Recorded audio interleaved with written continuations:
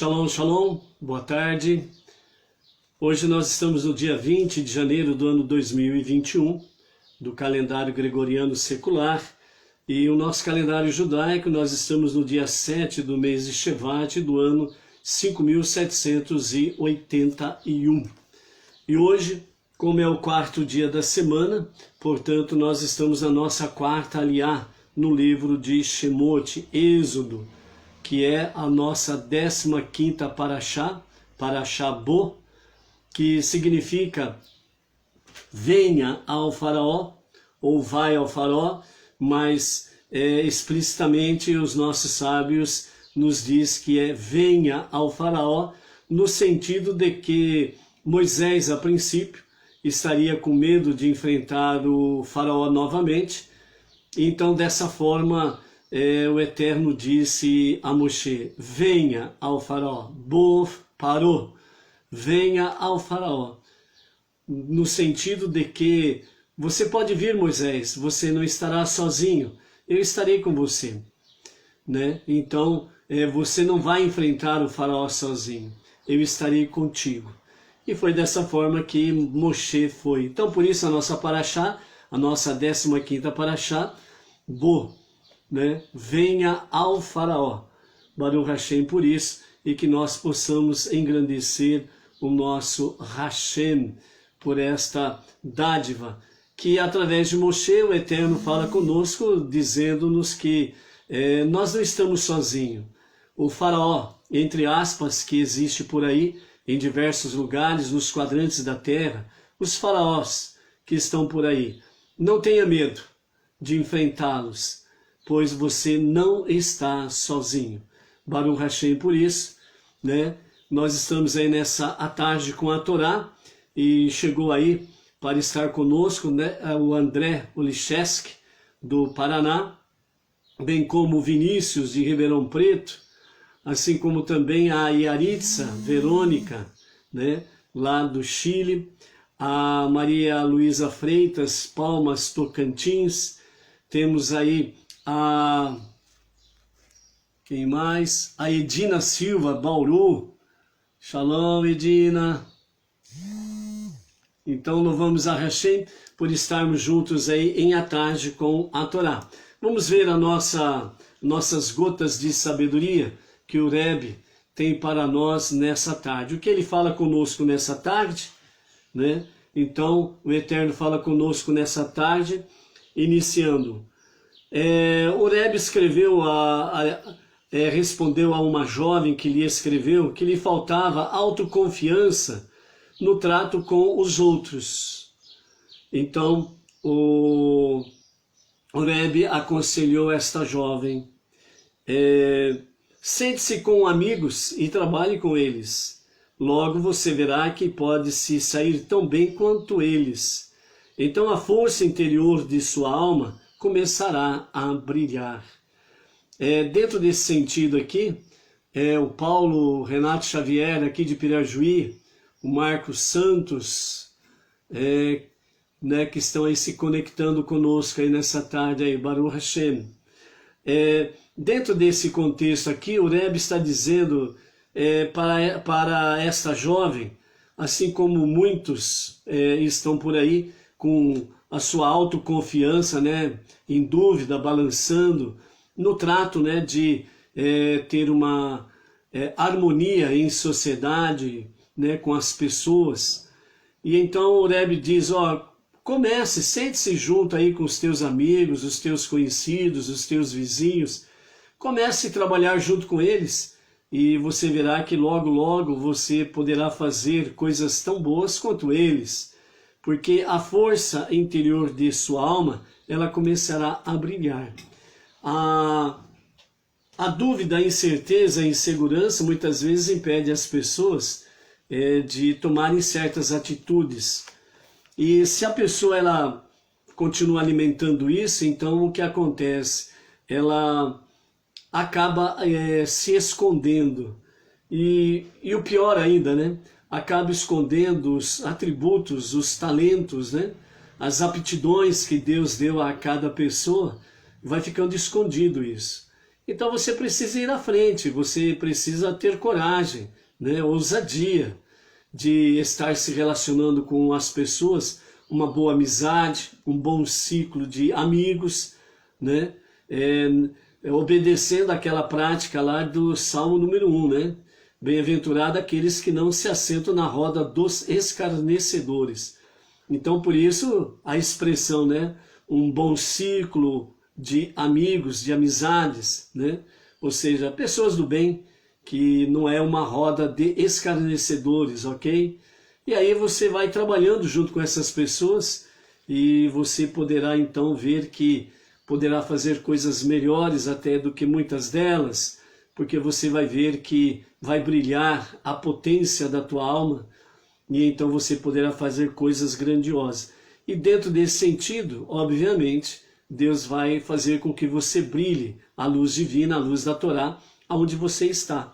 Então é bom manter realmente a proximidade com as pessoas, para que as pessoas possam ter a oportunidade de conhecer a Hashem, o nosso Deus, ok? Também temos outra palavra de sabedoria, numa sequência maravilhosa, que diz assim: no limiar do bem supremo, onde as centelhas mais sublimes de divindade jazem no chão, à nossa frente, ninguém se abaixa para apanhá-las. Onde os maiores milagres ocorrem, ninguém ergue os olhos para notá-los. A mesa está posta para um banquete, mas estamos todos adormecidos. E quem nos acordará de nossos sonhos?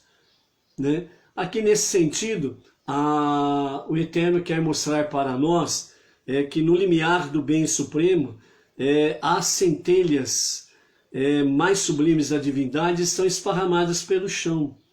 Ou seja, o Eterno, ele espalha em todos os quadrantes da terra a sua presença, as centelhas mais sublimes da sua divindade. E as pessoas estão entorpecidas e elas não se abaixam para pegar. E esse abaixar-se para pegar significa humilhar-se, né? Ter a humildade de reconhecer o que somos e pedirmos socorro a Deus para que Ele possa realmente nos erguer para podermos estarmos à frente para cumprirmos a nossa missão. Assim como também muitos milagres acontecem e as pessoas não levantam o seu olhar para contemplar os milagres, né? Então isso é o Irat Shamayim, o temor aos céus, o temor a Deus. Então, quando nós olhamos para cima, além das montanhas, além dos montes, nós podemos realmente contemplar as maravilhas de Deus, os milagres do cotidiano que Deus está operando. E então, dessa forma, né, adormecidos, quem nos acordará de nossos sonhos? No sentido aqui, entorpecidos, adormecidos, quem vai nos acordar? Você precisa dar esse chacoalhar em si mesmo e levar à frente, né, despertar para a realidade que o Eterno confiou em ti, uma missão divina, preciosa e maravilhosa, ok? Não existe momentos mais vital que o agora. Não há espaço mais crucial que aquele no qual você está, pois é deste instante e deste lugar em que você está que Mashiach pode vir a qualquer momento, e que seja mesmo a qualquer momento agora. Amém. Ou seja, o que o Rebbe está nos dizendo aqui é que há momentos mais vital que o agora. Não existe esse momento mais vital que esse momento agora. Por isso o Rebbe nos fala que o instante que passou, ele é insignificante. É irrelevante para Deus. É o agora. E nesse agora, aonde você está, você pode contribuir para que Mashiach possa vir agora, nesse momento. Então, depende de cada um de nós, ok? A Donária Carmo, lá de Lisboa, Portugal, está aí se conectando conosco nessa tarde aí. Então, Shalom, Donária Carmo, né, a ti e aqueles que estão contigo aí em Portugal, né? Que seja o Shalom de Hashem. E finalmente, o escuro brilhará. O escuro brilhará. Você já pensou nisso? O escuro brilhando? Virá o tempo em que o lobo se deitará com o cordeiro, a noite brilhará, os mortos viverão, mas o lobo será um lobo, a noite ainda será noite, e a experiência da morte continuará sendo o oposto da vida, pois tudo isto Deus fez para a sua glória. Ok? Então, nós estamos vendo aqui que os dias de Mashiach são reais. Os dias de Mashiach, os passos de Mashiach, nós podemos ouvir e são reais. Tudo aquilo que está acontecendo no mundo, tudo aquilo que está acontecendo nos quadrantes da Terra, por mais escuro que seja, pense nisso. O escuro brilhará. Por quê? Porque virá o tempo em que o lobo se deitará com o cordeiro, a noite brilhará e os mortos viverão. Dias de Mashiach, dias da redenção. Então, portanto, não se deixe influenciar de forma negativa pelos acontecimentos obscuros, incertos daquilo que está acontecendo nos quadrantes da Terra, né? No momento, né, aparentemente parece que a grande democracia, o grande país democrático, parece que vai cair nas mãos obscuras, né, de um sistema ditatorial. Então, será que vai cair mesmo? Nós não podemos olhar aquilo que está acontecendo à nossa volta como algo negativo, sem sentido. Mas tudo aquilo que está acontecendo, por mais obscuro que seja, as incertezas de curas através de remédios e vacinas, a incerteza se eu saio de casa vou voltar vivo ou não, as incertezas se o bem vai prevalecer e aí por aí afora vai, não, nós não podemos deixar com que o escuro seja escuro. Mas, como diz o Rebbe, o escuro brilhará. Por quê? Porque a noite será dia. O lobo se assentará e se deitará com o cordeiro. Os mortos viverão. Então, amados, a palavra do nosso Rebbe é que, por mais que escura seja a noite, não nos esqueçamos, o escuro vai brilhar. Então, olhe para Hashem, olhe para as promessas do Altíssimo. Porque uma das coisas que nós mais aprendemos aqui no nosso segundo livro da Torá, Shemot, Êxodo, e agora nós estamos aqui na segunda paraxá do segundo livro, Bo, venha ao faraó, aparentemente parecia que faraó era o dominador, o ditador, era aquele que mandava no mundo, nos céus, na terra e em tudo. Por isso, Bo, disse Deus a Moshe, Bo parou, venha ao faraó, venha.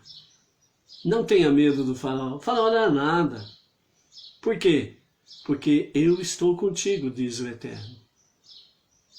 O que é o sistema aí fora? O que é essa escuridão que aparentemente parece que vai prevalecer e dominar? O que é isso, aparentemente? Quando nós falamos ontem sobre o mundo que aí está, não é real. Porque o verdadeiro mundo há de ser estabelecido. O sentido que fala aqui é que o mundo que nós estamos vivendo, no presente, o agora, né, ele não é de fato real. Por que ele não é de fato real? Porque ele não vai permanecer. Mas o mundo que realmente Deus criou no princípio, ele será restabelecido com a redenção de Mashiach. E esse restabelecimento do mundo que será estabelecido vai fazer com que a escuridão venha brilhar. Fará com que a morte faça com que aconteça a ressurreição, porque a vida é o oposto à morte. A escuridão é o oposto à luz.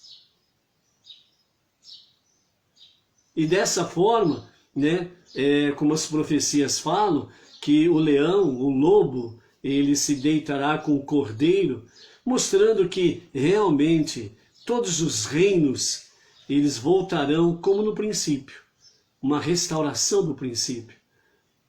Então o mundo que aí está, ele tem os seus dias contados, as suas horas contadas, para que seja estabelecido aquilo que foi no princípio. O verdadeiro mundo, o novo mundo, que vem através da redenção de Mashiach, onde vai ser restabelecido através da Torá, que sairá de Jerusalém e vai cobrir toda a face da terra como as águas cobrem o oceano. Isso é redenção. A terra sendo curada, o reino vegetal, o reino animal, o reino mineral, sendo restaurados, sendo sarados e curados. E a raça humana sendo restabelecida ao seu primórdio, segundo aquilo que Deus criou no princípio, quando no sexto dia, no final do sexto dia, ele criou o homem, a sua imagem e semelhança, e ele disse, isto é muito bom, significando que a raça humana é a obra-prima de Deus. Então você é ímpar, e você é a obra-prima de Deus. Por isso, não tenha medo do escuro, não tenha medo do mal, não tenha medo da morte, não tenha medo de quem quer que seja que não esteja na luz. Por quê? Porque a luz dissipará todo o mal. Ok? Então, vamos em frente? A nossa quarta aliá está no capítulo 11 de Êxodo, a partir do versículo 4 e vamos até o capítulo 12 e verso 20. Né? Estamos aqui, a aliá de ontem nos trouxe o princípio das preparações para as coisas que acontecerão com a 10ª e a última praga, a morte dos primogênitos. E nesse diálogo em que no final da praga da escuridão, vem a conversação entre o faraó e Moshe, e chega um ponto em que o faraó ele expulsa, né, Moshe da sua presença, dizendo que se você voltar a ver a minha face, você morrerá. Então não volte a ver a minha face, né? E dessa forma, realmente Moshe disse que você está dizendo, né? E assim será. E então, mais uma vez, nesse momento em que Moshe estava para sair da presença do faraó, então Deus disse a Moshe, enviarei uma última praga sobre o Egito. O faraó, todos os seus conselheiros e todos sobre o egípcio. E todo o mundo egípcio, com exceção de Goshen, onde ali estavam o povo judeu. E dessa forma, Deus estava mostrando para Moshe e também mostrando para o faraó que essa última praga seria somente Deus se envolvendo nessa questão e fazendo com que realmente o faraó viesse ter realmente o temor a Deus, reconhecendo que não há Deus igual ao Deus dos hebreus. Então vamos lá para a nossa quarta paraxá. Capítulo 11, verso 4, com comentários de Rashi. Porém, antes de tudo isso, enquanto Moshe e Arão ainda estavam diante do faraó, Moisés virou-se e disse ao faraó, assim falou Deus, embora te tenha infligido as 9 pragas precedentes por intermédio de emissários, eu mesmo, diz o Eterno, aplicarei esta última. Prova disso será a sua ocorrência exatamente à meia-noite. Ela não apenas começará à meia-noite, mas acontecerá inteiramente no instante infinitesimal que marca a metade exata da noite. Só eu posso atacar com tanta precisão e só eu posso infligir uma praga instantaneamente. Alternativamente, Deus disse a Moshe que essa praga ocorreria exatamente à meia-noite. Mas Moisés, temendo que os astrólogos do faraó calculassem mal o meio da noite e atribuíssem a incorreção a Deus, hesitou em anunciar que a praga sucederia precisamente à meia-noite. Ele não quis usar o relógio d'água, nem ampulheta, pois os astrólogos poderiam facilmente adulterá-los. E visto que seria à noite, Moisés não podia valer-se do sinal semelhante a um relógio de sol que ele utilizara para indicar o momento justo em que começaria a praga de granizo, o famoso risco na parede. Portanto, ele disse: por volta da meia-noite, no dia 15 de Nissan, o próximo mês, eu sairei pelo meio do Egito. Todo primogênito no Egito morrerá, do primogênito do faraó, sentado em seu trono, ao primogênito da serva, atrás das pedras de moinho, bem como todo animal primogênito. Os primogênitos das servas morrerão também, porque maltrataram os israelitas e se compraziam em vê-los sofrer. Os primogênitos dos animais do Egito morrerão, porque os egípcios os adoravam como deuses. Morrerão ainda os primogênitos dos prisioneiros do Egito, tanto porque também se compraziam em ver o sofrimento dos israelitas, como para que não possam alegar que seus deuses estariam punindo os egípcios por havê-los encarcerados. Haverá grande clamor em todo o Egito, como nunca houve e nunca mais haverá. Em consequência desse clamor, todos os cães da vizinhança dos egípcios ficarão superexcitados e começarão a latir furiosamente. Isso exacerbará o terror dos egípcios. Porém, entre os israelitas, eles só latirão de modo benigno, como fazem sempre que a lua aparece. Nenhum cão afiará sua língua ferozmente contra qualquer pessoa israelita, ou mesmo qualquer animal pertencente a um israelita. Nenhum de nossos animais se assustará e fugirá, de maneira que todo o nosso gado partirá conosco, como falei. Assim será para que saibais que Deus está diferenciando os egípcios de Israel. Dentro desse contexto aqui, nós vemos aqui que lá no capítulo 4 de Shemot, no verso 22, quando Deus ele está falando também para o faraó, que Israel é o seu filho primogênito. E aqui ele está confirmando que ele cuida do seu filho primogênito. E o faraó não vai cuidar do seu primogênito, porque o primogênito do faraó morrerá.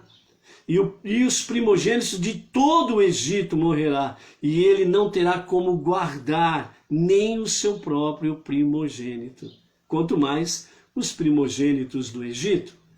Então, mais uma vez, Deus mostra a diferença entre o seu filho primogênito, Israel, o povo hebreu, o povo judeu, e a nação de Israel.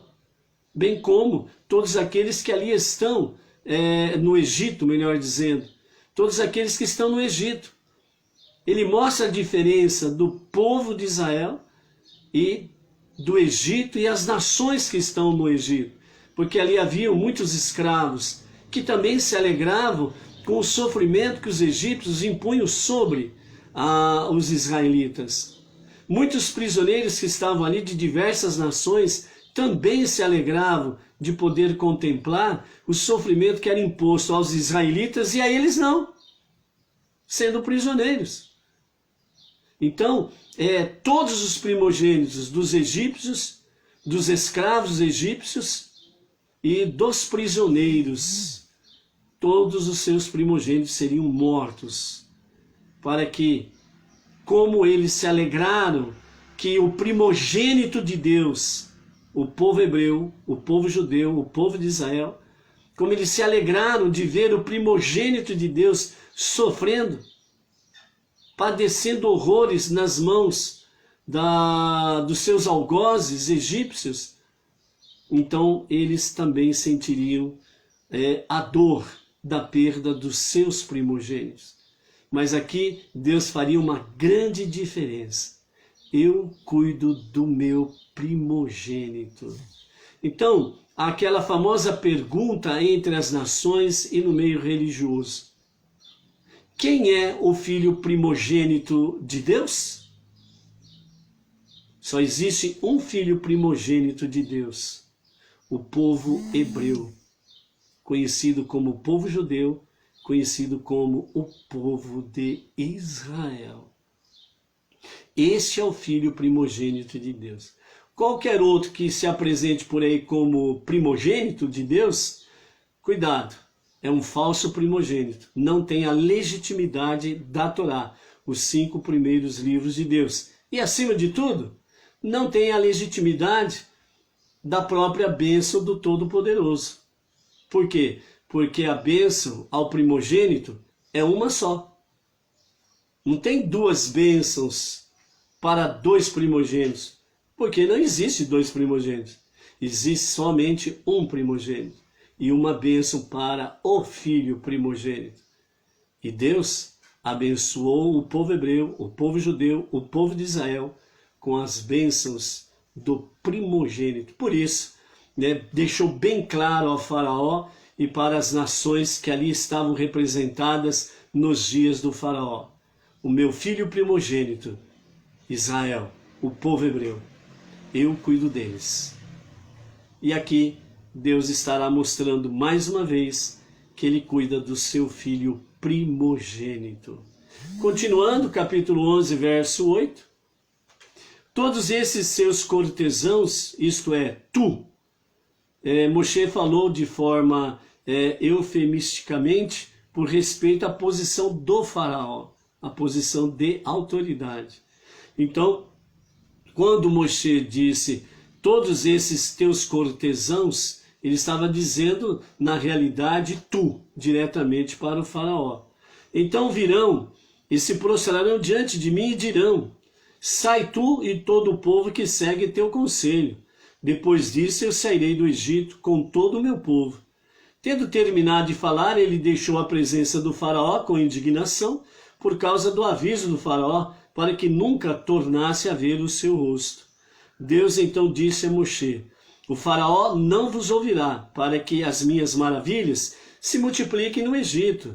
Além da morte dos primogênitos, há ainda mais maravilhas que realizarei quando partirdes. Moshe e Arão tinham realizado todas essas maravilhas diante do faraó, mas Deus tornou o faraó obstinado, de modo que ele não fez ir os israelitas de sua terra. Reconhecendo o capítulo 12, deu uma travadinha no sinal aí, mas já voltamos, ok? Atualiza a página. Então, no capítulo 11, verso 10, nós vemos aí que, na realidade, no finalzinho, porque nós vamos iniciar agora o capítulo 12, e nós vamos entrar numa transição Egito para a libertação. Nós vamos entrar agora numa transição entre não mais Egito, mas agora deserto e terra prometida. Mas faltava alguma coisa ainda para que o povo de Israel, que ali estava, pudesse ter o quê? Para que pudesse ter méritos para a sua libertação. E por isso, nós vamos ver aqui que Deus ele dá 2 mandamentos ainda dentro do Egito para o povo cumprir, para que ao cumprir esses 2 mandamentos eles tenham o mérito de serem libertados do Egito. Então, para isso, Deus ele veio honrar a Arão pela sua fidelidade nos eventos que aconteceram até aqui. Então, Deus dirigiu o primeiro mandamento oficial dado aos israelitas como povo, a ele e Moshe. Até aqui, o povo de Israel ele era como o escravo, o povo de Jacó, os filhos de Yaakov, né? Então, a partir desse momento agora, eles vão ser tratados realmente como um povo. E aí nós vamos vendo, né, momento a momento, as maravilhas do significado de serem tratados como povo por parte de Hashem. Então, capítulo 12, a partir do verso 1, nós temos aí a oferenda de Pêssar. No dia 1º de Nissan, ao pôr do sol, quando a lua se torna visível, Deus disse a Moshe e Arão no Egito, fora da cidade cheia de ídolos, depois de mostrar-lhe a lua nova. Esta fase de renovação mensal da lua sinalizará o princípio de cada novo mês. Moshe não sabia o certo de que tamanho a lua nova deveria estar para indicar o começo de um novo mês. Então Deus lhe disse que olhasse para a lua naquele exato momento e falou assim. Deus prosseguiu, este mês, Nissan, será para vós o primeiro dos meses. Ele será para vós o primeiro dos meses do ano, né? Então, é a partir desse momento em que os judeus se tornaram literalmente o povo. O povo, certo? Logo será hora de eu cumprir a promessa que fiz a Abraão de redimir seus descendentes da escravidão. Contudo, como eles negligenciaram o cumprimento de meus mandamentos por longo tempo, não possuem méritos suficientes que justifiquem isso. Portanto, agora lhes darei 2 mandamentos gerais para cumprir. Primeiro, a oferenda de Pêssar, que representa todos os mandamentos passivos, e a circuncisão, que representa todos os mandamentos ativos, né? Falai juntos a toda a comunidade de Israel hoje, o primeiro dia do mês, dizendo, no dia 10 deste mês, cada família designará um cordeiro ou um cabrito para ser seu sacrifício de Pêssar, o qual será abatido no 14º dia do mês. A obrigação de designar o cordeiro ou cabrito no 10º dia do mês aplica-se só esta vez. Nos anos subsequentes não haverá tal exigência. Então aqui nós vemos que essa questão do cordeiro ou cabrito foi aplicado apenas para aquele momento. Depois desse momento, depois da libertação do Egito, então aí o Eterno ele vai dar as novas regras sobre os korbanot, que são os sacrifícios que seriam realizados no deserto, no tabernáculo do deserto, o Mishkan, e posteriormente os sacrifícios korbanot, que seriam feitos em Jerusalém, no grande templo, o Beit HaMikdash. A razão disso é que o povo se viciou em idolatria, e o carneiro é uma das deidades do Egito. Sacrificando o carneiro, os israelitas negarão a divindade dessa deidade. Ademais, conservando com esse objetivo por 4 dias inteiros, eles se curarão e purificarão do apego à adoração dos ídolos.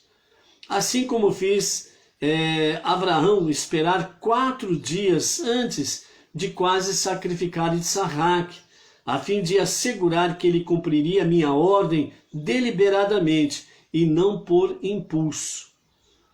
Os israelitas também passarão 4 dias preparando-se para abater o carneiro, a fim de se livrarem do apego à idolatria.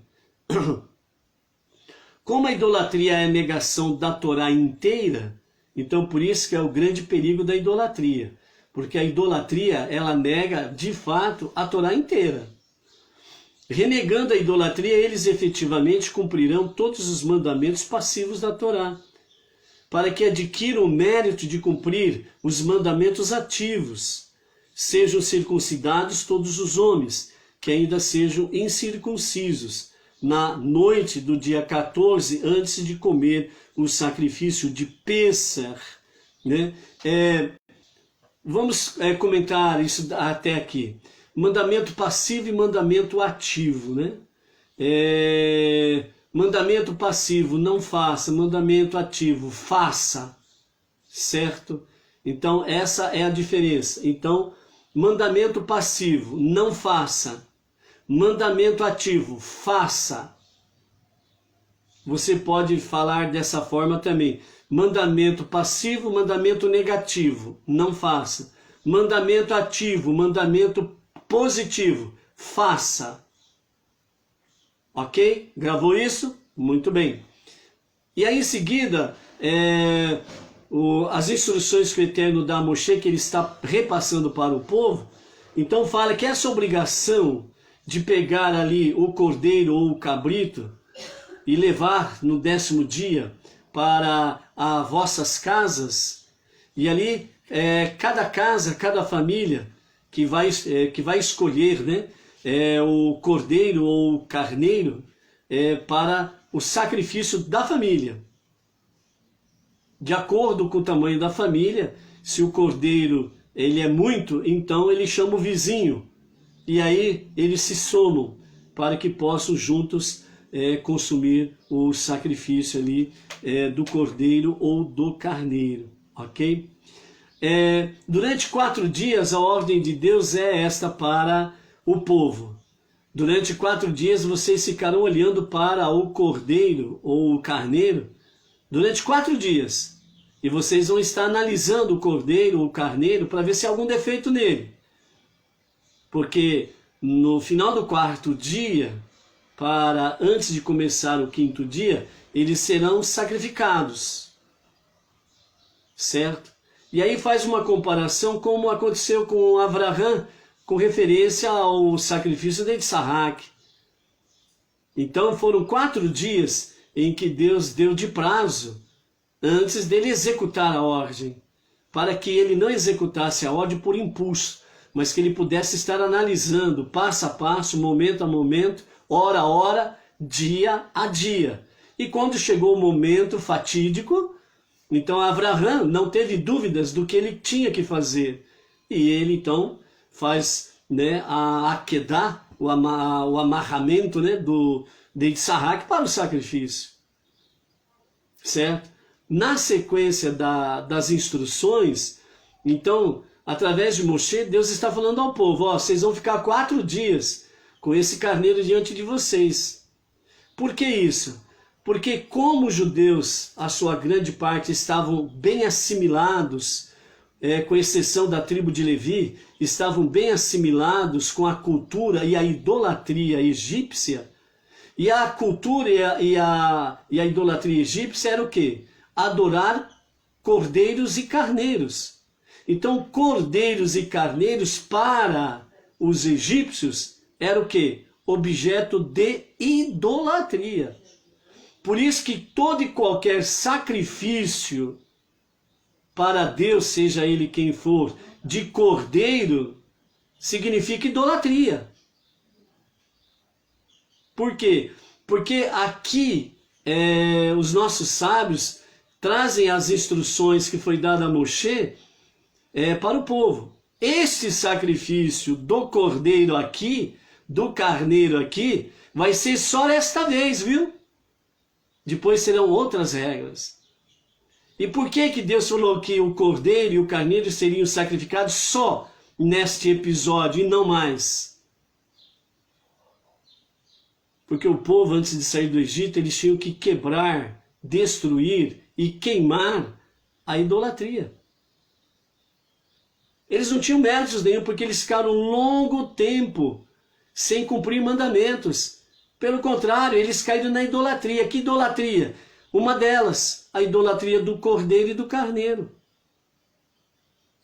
Então, durante 4 dias, eles estavam olhando diante da idolatria o cordeiro ou o carneiro que a família escolheu.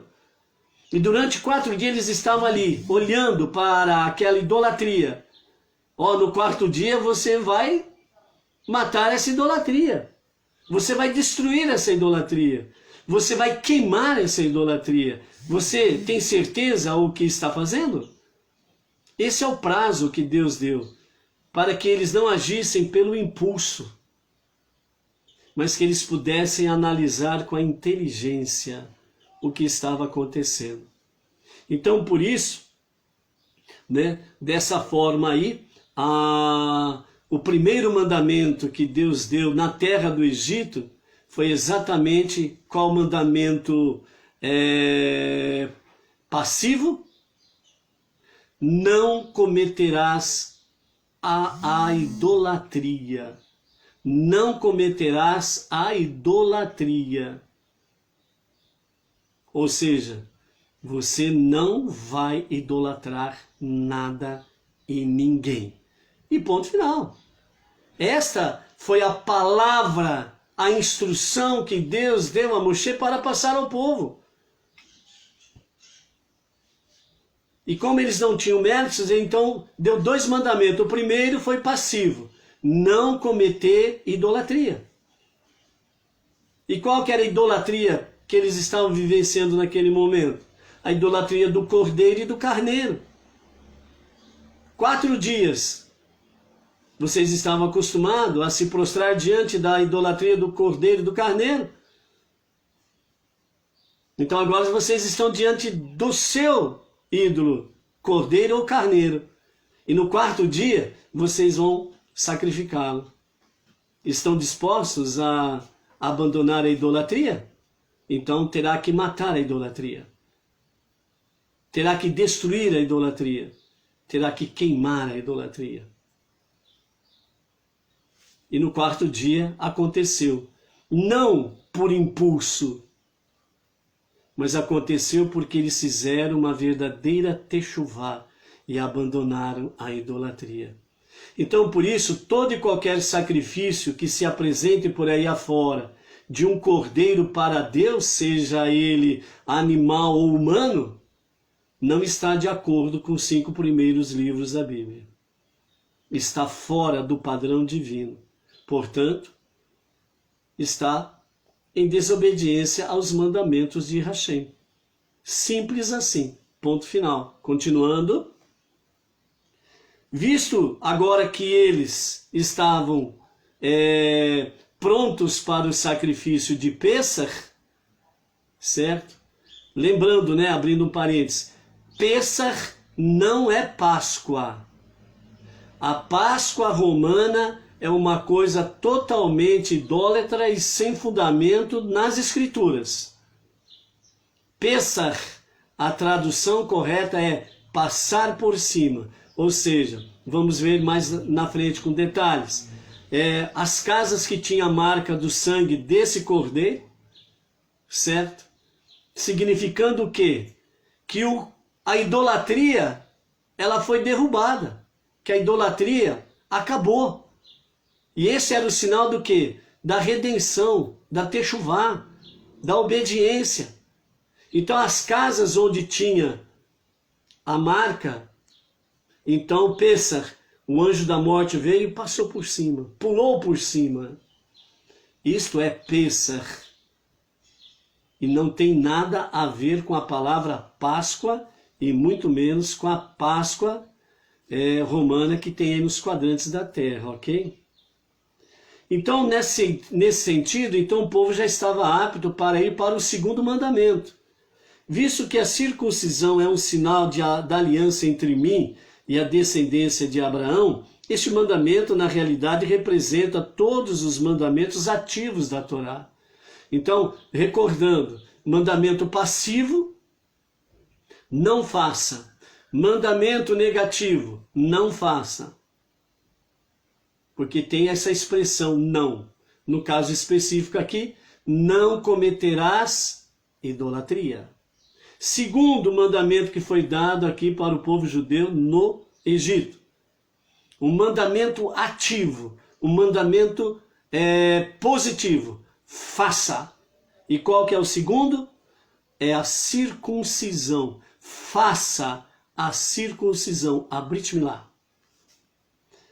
Então, dessa forma, né, a Brit Milá representa todos os mandamentos ativos da Torá. Faça. Quanto ao número de pessoas que partilharão um cordeiro ou cabrito, cada homem entre eles que seja chefe de uma unidade familiar extensa tomará para si um cordeiro ou cabrito para sua família extensa, a menos que a família extensa seja tão grande que nem todos poderiam comer um quesaite, que significa 25 mililitros, do cordeiro ou cabrito. Nesse caso, tomarão um cordeiro ou cabrito para cada família nuclear grande. Por outro lado, se a família nuclear for pequena demais para necessitar um cordeiro ou cabrito, então o chefe de família e um vizinho que esteja próximo à sua casa tomarão tomarão juntos, de acordo com o número de pessoas, pois é proibido deixar que qualquer porção da carne da oferenda não seja comida ou queimada até amanhã. Se depois de formar um grupo para comer um cordeiro ou cabrito específico, alguém quiser sair desse grupo e entrar em outro, isso só poderá ser feito antes do abate do animal. Diz-lhes: serei contados para o cordeiro ou cabrito, segundo o que cada indivíduo come. Assim, os doentes ou idosos que não podem comer um quesaite não serão contados. Usarei um animal macho jovem sem defeito, de até 1 ano de idade, para esta oferenda. Tomá-lo-eis dos carneiros ou dos bodes. Vós os vigiareis, assegurando que não desenvolva nenhum defeito até o dia 14 deste mês. Isto é, no mínimo por 4 dias. A obrigação de assegurar que o animal não possua defeito aplica-se a todas as futuras oferendas de Pêssar. É apenas uma obrigação de designar no dia 10 um cordeiro ou cabrito específico como oferenda de Pêssar, que se aplica somente esta vez. Toda a comunidade de Israel reunida, então, abaterá seus sacrifícios na tarde do dia 14. Em 3 turnos, só uma pessoa abaterá o cordeiro ou o cabrito em nome do grupo. Porém, visto que o substituto autorizado de um indivíduo é seu representante legal, será como se todos tivessem abatido o animal, né? Então, a pessoa responsável, né, para abater o animal, ele está ali representando todas as pessoas daquela casa, daquele grupo reunidos, ok? Tá bom. Capítulo 12, verso 7.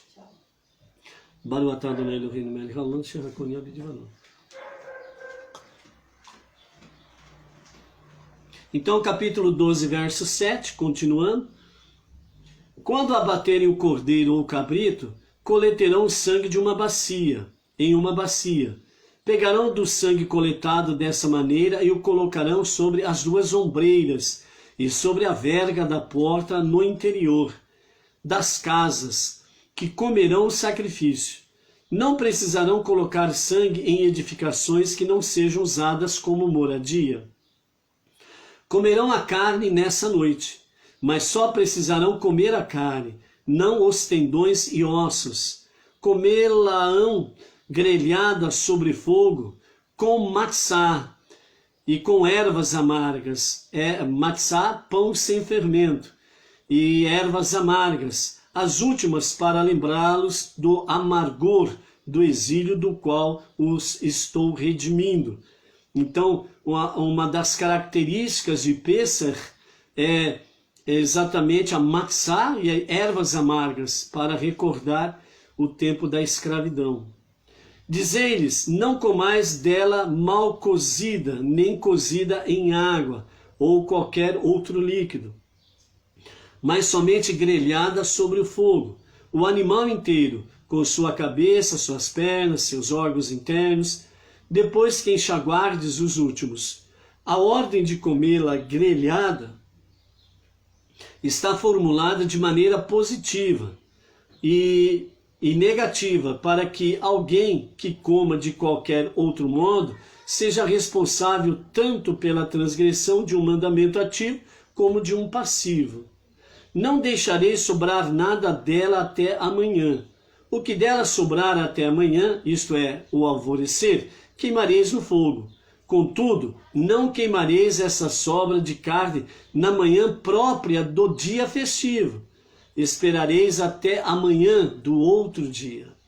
E assim a comereis, com vossa cintura cingida, preparados para viajar, vossos sapatos em vossos pés, vosso cajado em vossa mão, e a comereis com pressa. Em oferenda, essa oferenda será conhecida como oferenda de Pêssar para Deus. Porque quando eu matar os primogênitos do Egito, saltarei, ou seja, a palavra saltarei no hebraico é passar, por isso que vem Pêssar, todo primogênito israelita, ou seja, eu passarei por cima de todo primogênito israelita, que por acaso estiver entre os egípcios, como será feito no dia. Além disso, executarei os ritos associados a essa oferenda de forma enérgica e apressada, rememorativa de como saltei de casa em casa para salvar-vos.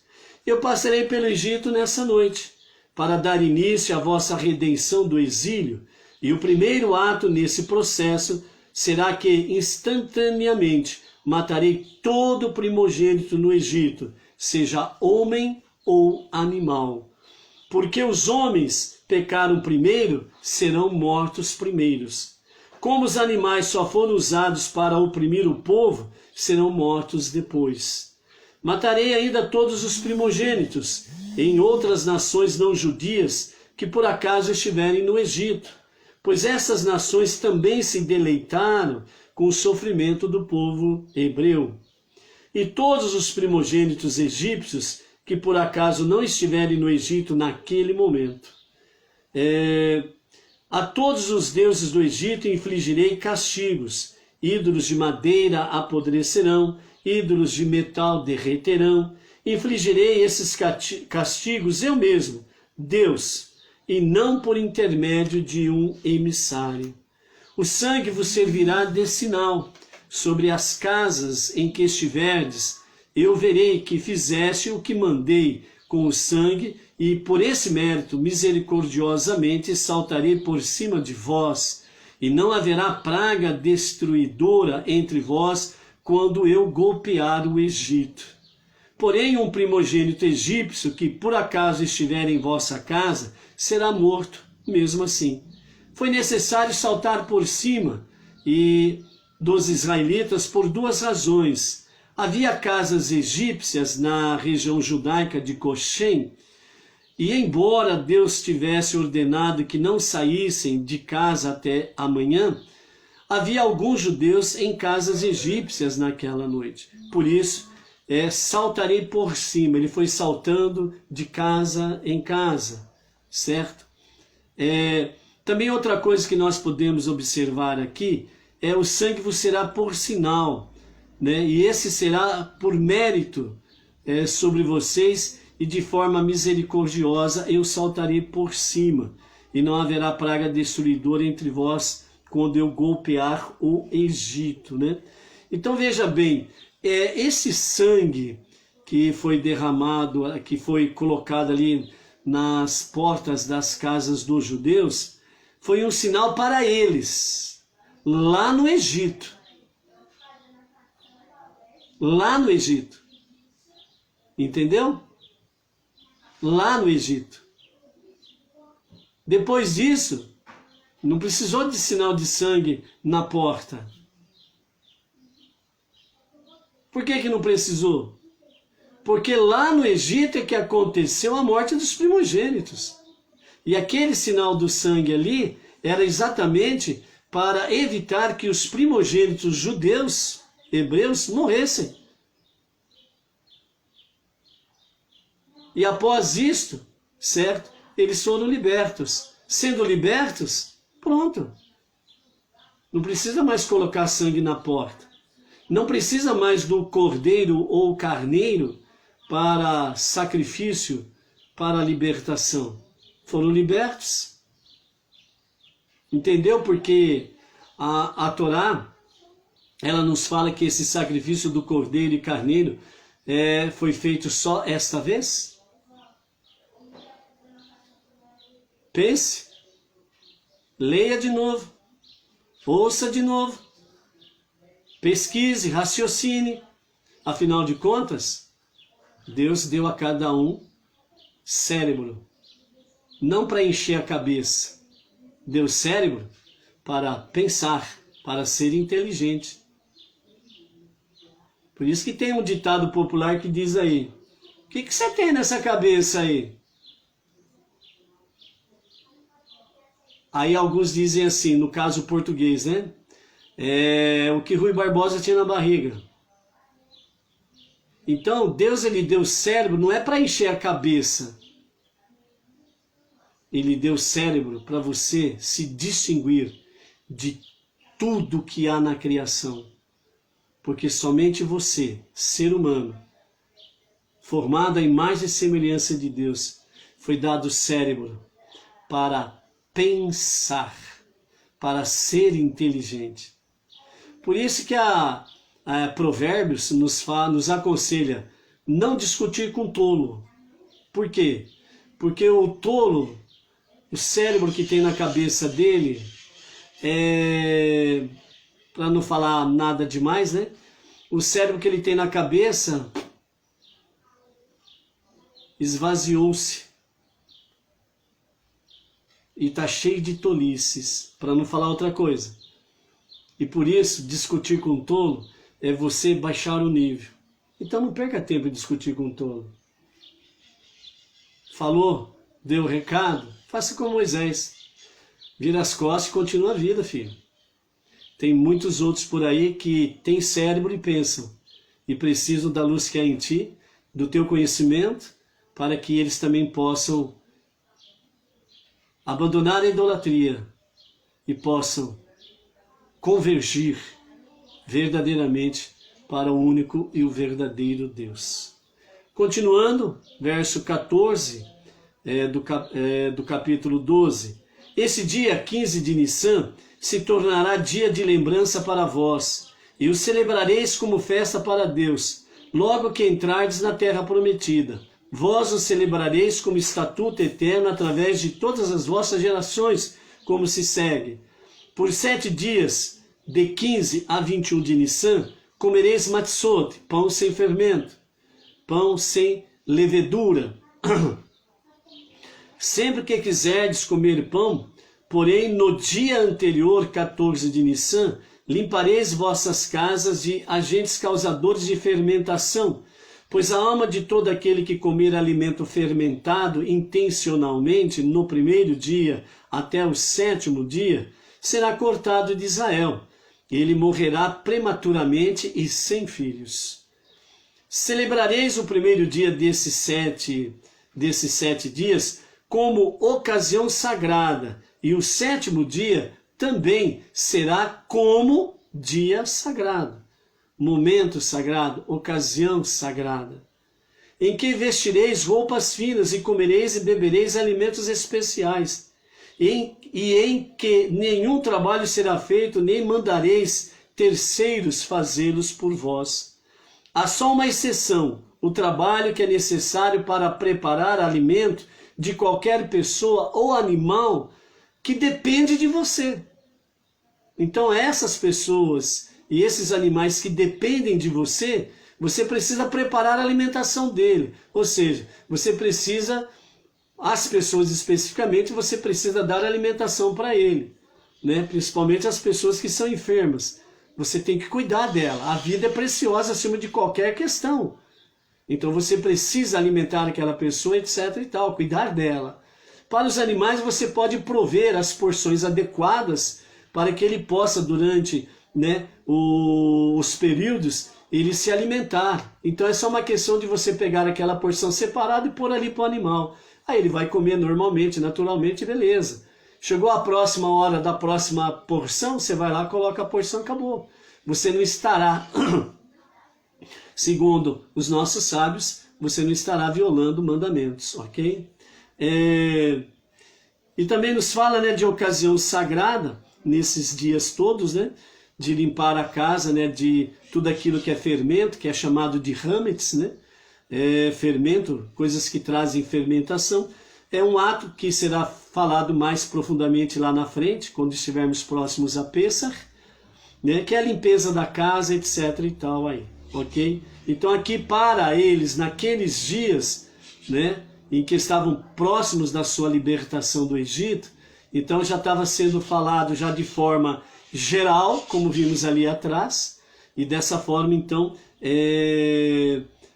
a casa seria purificada e eles estariam envolvidos apenas ali com o cordeiro ou o carneiro assado no fogo, né, grelhado no fogo, mais a matzot, né, os pães sem fermentação, sem fermento, e também com ervas amargas, lembrando, né, realmente dos momentos amargos do Egito, ok? Contudo, essa exceção, já vimos aqui. Outra coisa também que a gente gostaria de lembrar aqui, né? Aqui os nossos sábios dizem assim, né? E vestireis roupas finas.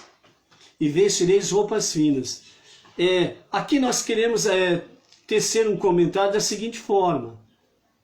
Lógico que nós não vamos fazer das nossas reuniões nenhuma pista de modelos, né? Não vamos fazer pista de modelos. Mas a questão é o seguinte, vestireis roupas finas. Ou seja, quando nós vamos prestar um serviço ao nosso Deus, nós precisamos nos vestir da melhor forma possível. Não é para irmos de qualquer jeito. Não é para irmos aí como se fôssemos esfarrapados. Afinal de contas, nós vamos diante do nosso rei.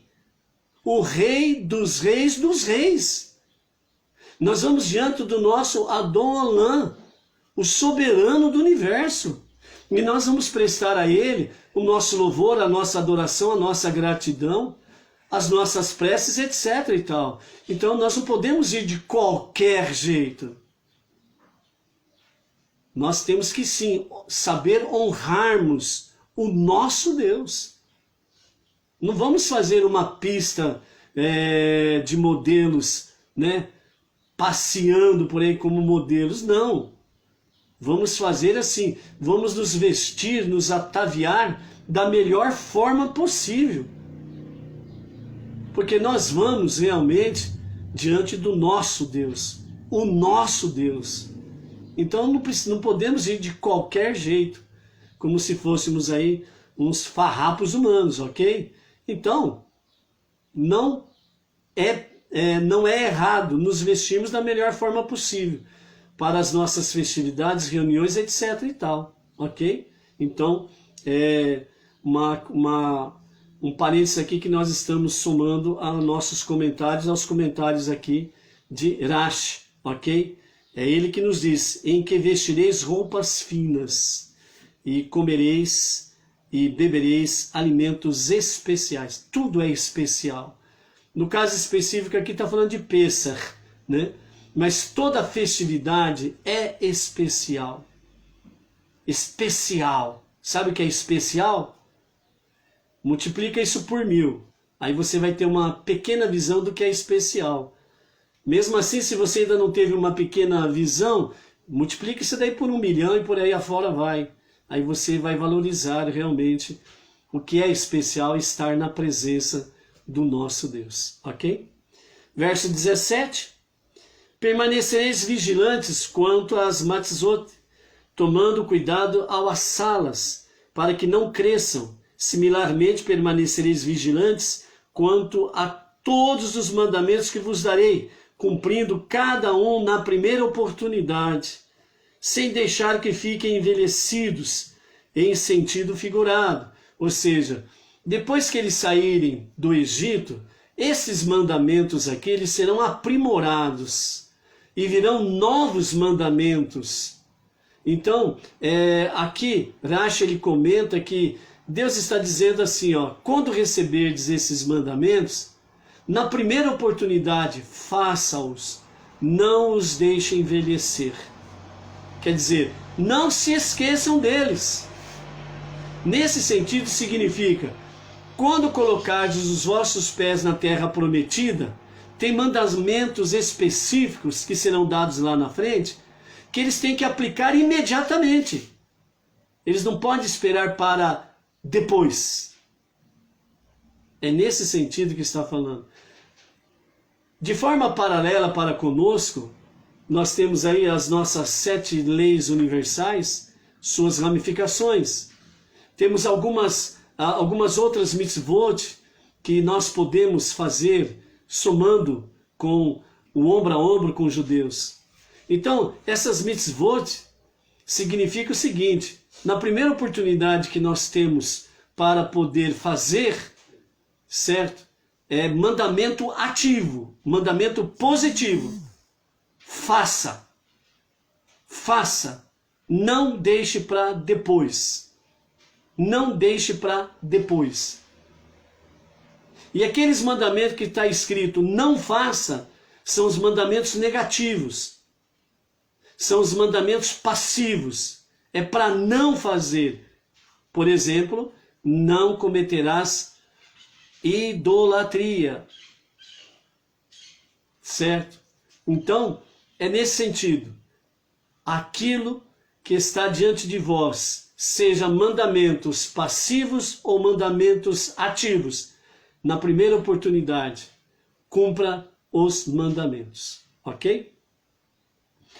Pois nesse mesmo dia terei tirado vossas hostes do Egito, sem vos deixar no Egito nem um instante além do necessário. E celebrareis esse dia como dia de cessação do trabalho, não só este ano, mas através de todas as vossas gerações, como estatuto eterno. Conforme mencionado, durante os 7 dias da festa, comer matzá é opcional, desde que não se coma levedo.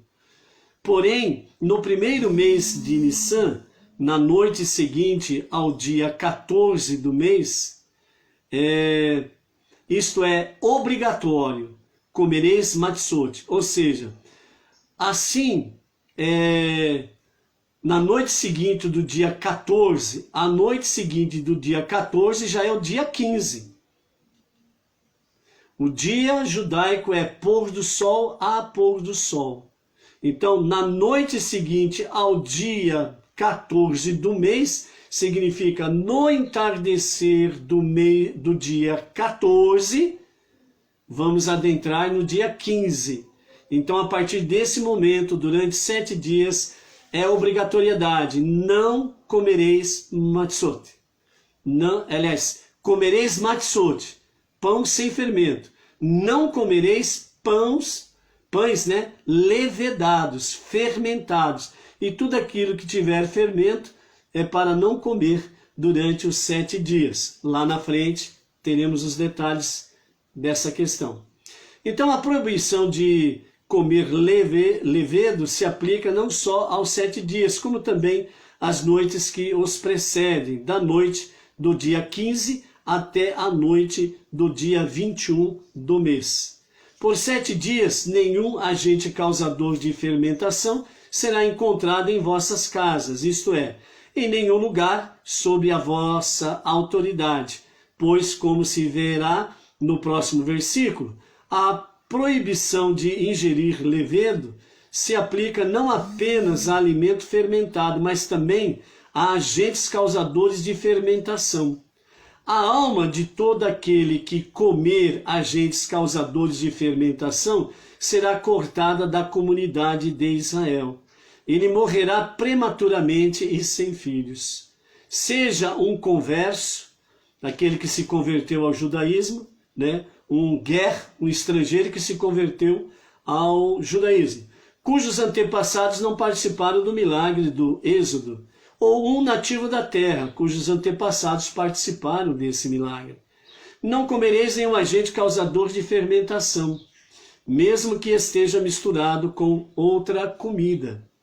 Quanto às matzot, os pães sem fermento, que comereis na primeira noite de Pêssar, comereis matzot que possam ser consumidos onde quer que habiteis. Isso excluirá matzot que sejam sido separados como o segundo dízimo, ou que seja parte de uma oferenda de agradecimento, as quais só vos será permitido comer na cidade circundante ao templo. Aqui nós findamos a nossa quarta aliá, ok? Lembrando que nós estamos aqui, os preparativos de Pêssar, né? E no sexto dia nós vamos ver realmente aí a conclusão da praga da morte dos primogênitos, ok?